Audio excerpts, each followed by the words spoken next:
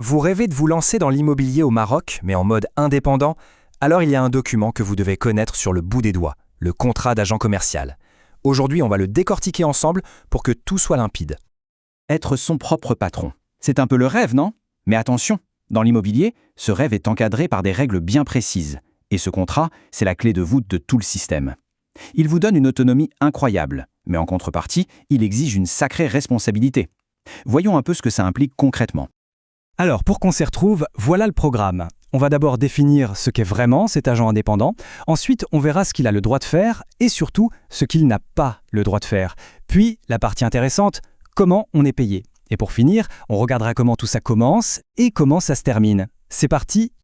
Ok, première chose à bien comprendre, et c'est vraiment le point de départ de tout, ce n'est pas un contrat de travail. Oubliez tout ce que vous savez sur le salariat classique, on est dans un autre monde.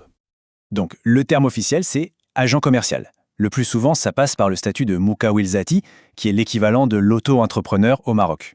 Et le mot qui change absolument tout dans ce contrat, c'est absence de subordination. Vous n'êtes pas un employé, non, vous êtes un partenaire.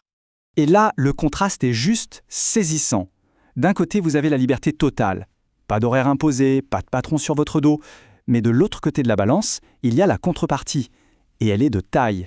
En tant qu'indépendant, vous assumez absolument tout.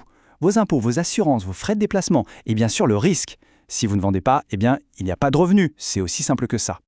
Et attention, il y a un point sur lequel le contrat est très clair, il est strictement personnel. On appelle ça l'intuitu personné. Ça veut dire que l'agence, elle signe avec vous, la personne, pas avec une entité. Donc impossible de refiler le boulot à quelqu'un d'autre ou de créer une petite société pour facturer. Non, l'engagement, il est individuel. Bon, maintenant qu'on a posé les bases, on passe au concret, au terrain.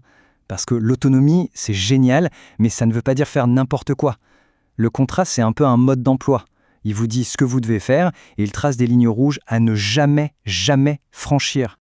Alors, votre mission, si vous l'acceptez, c'est d'être un peu les yeux et les oreilles de l'agence. Votre boulot, c'est de trouver des biens, de convaincre les propriétaires de vous faire confiance avec un mandat écrit, de mener les négos et bien sûr d'accompagner tout le monde jusqu'à la signature finale. En gros, vous êtes le moteur de la machine. Mais attention, voilà la liste de ce qui est absolument interdit. On pourrait appeler ça les 5 commandements du contrat. Règle numéro 1, et c'est la plus importante, vous ne touchez jamais à l'argent des clients. Jamais. Règle numéro 2, on ne joue pas à l'avocat ou au notaire, on ne rédige aucun document juridique. Ensuite, pas question de recruter qui que ce soit. Et enfin, pas de bureau physique pour recevoir les clients. Ces règles, elles ne sont pas là pour vous embêter, elles sont là pour protéger tout le monde. Vous, l'agence et surtout les clients. Allez, on arrive au sujet qui intéresse tout le monde, le nerf de la guerre, l'argent. Oubliez le concept de salaire fixe. Ici, on parle de commission. Mais alors, comment ça marche exactement? Et surtout, combien on peut vraiment espérer gagner? Oui, vous avez bien lu le chiffre. 98%. C'est le taux de commission maximum que vous pouvez toucher sur ce que l'agence gagne. C'est un chiffre qui peut paraître fou et c'est clairement un objectif pour les meilleurs des meilleurs. La question c'est, comment on y arrive ? Eh bien, le secret, il est là, dans ce système de paliers. C'est progressif. Vous commencez l'année à 70% des honoraires que l'agence perçoit grâce à vous. Mais regardez bien le tableau. Plus vous générez de chiffre d'affaires sur l'année, plus votre pourcentage augmente. Ça passe à 75%, puis 80%, et ainsi de suite, jusqu'à pouvoir atteindre ce fameux palier de 98%. En clair, plus vous êtes performant, plus vous êtes récompensé.